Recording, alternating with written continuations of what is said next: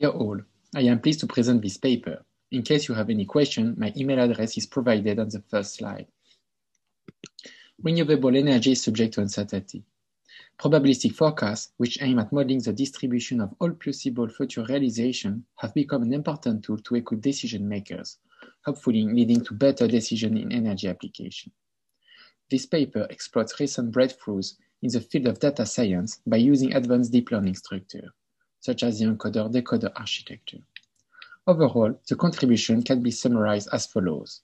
First, a deep learning-based multi-output quantile architecture is used to compute prediction intervals of PV generation on a day-ahead and intraday basis. Specifically, the goal is to implement an improved probabilistic intraday forecaster named encoder-decoder to benefit from the last PV observation. Second, the weather forecast of the Mare Climate Regional Model from the Climate Laboratory of Liège University are used.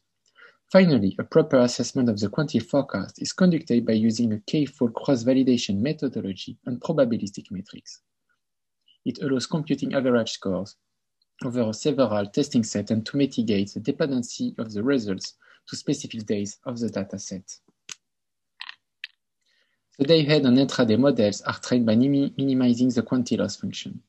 The day-ahead models are composed of the gradient boosting regressor, a multi-layer perceptron that is used as benchmark, a long short-term memory cell, and a feed-forward layer named LSTM. The encoder-decoder, depicted in Figure 1, processes features from the past, such as past PV observation, to extract the relevant historical information that is contained into a reduced vector of fixed dimensions, based on the last hidden state. Then, the decoder processes this representation along with the known future information, such as weather forecast. A version of the encoder-decoder architecture, named ED1, is implemented with the LSTM as the encoder and the MLP as the decoder.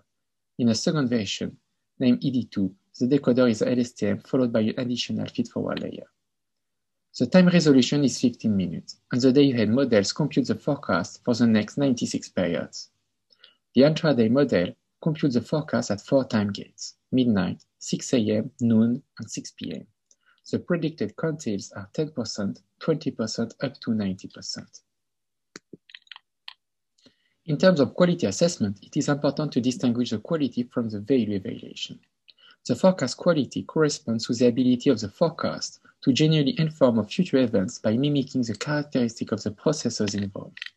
The forecast value relates to the benefits from using forecasts in a decision-making process such as participation in the electricity market, for instance in the capacity firming framework.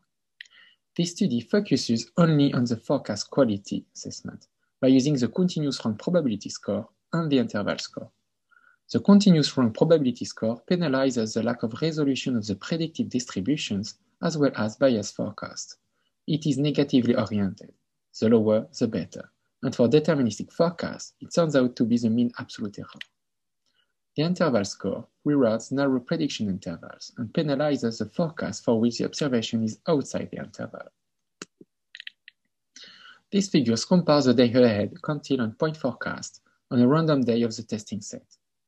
One can see that the predicted interval of the LSTM model better encompasses the actual realization of uncertainties than the other models. The LSTM achieves the best results for both point and quantile forecasts in terms of normalized mean absolute error and normalized root mean square error.